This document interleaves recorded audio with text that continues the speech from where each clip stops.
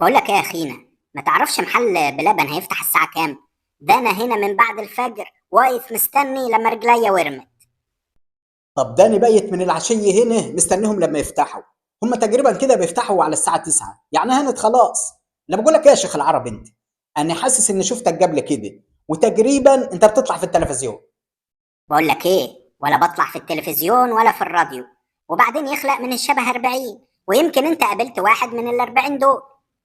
شبه ايه واربعيني وخمسيني؟ بس انا عرفتك خلاص. هو انا اقدر اتوه عنك؟ انت زيزو بتاع الزمالك.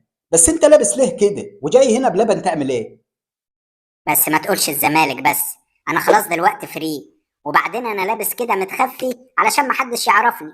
اصلا انا كل يوم لازم اجي افطر هنا في بلبن. بس انت عرفتني ازاي؟ انا مش عارف. ده انا قعدت ساعة اعمل في النيولوك ده. عرفتك ازاي؟ ده انت لو عامل النيولوك بتاع رامز جلال برضه هعرفك. وعلى رأي المثل، عايز تغيظه هات له زيزو. بس هو انت خلاص كده يا سي زيزو وسبت الزمالك اخر كلام يعني؟ اه يا عم الحمد لله. وعلى رأي كتكوت ابو الليل فلت منيهم. بس يا ريت بقى يدوني باقي فلوسي، ويا دار ما دخلت شر، بدل ما نمرمط بعض في المحاكم والنيابة.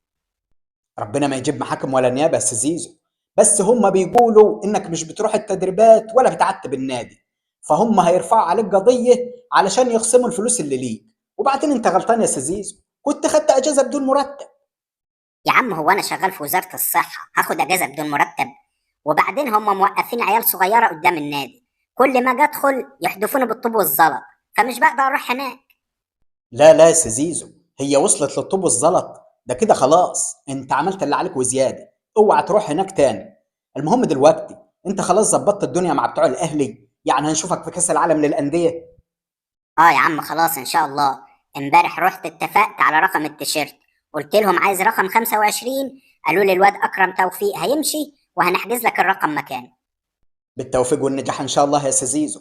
بقول لك ايه، معلش انا اول مره اجيب لبن ده، ومش عارف يعني بيعملوا سندوتشات ايه هنا. فيا ريت بس بتطلب لي معاك سندوتشين طعميه واحد فول بالبيستاشيو.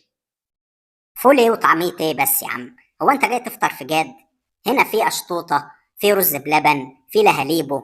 وانا كنت متعود على طول اجي اطلب اشطوطه بالبليله ايام ما كنت في الزمالك، لكن دلوقتي بجيبها بالفراوله عشان انا اروح الاهلي.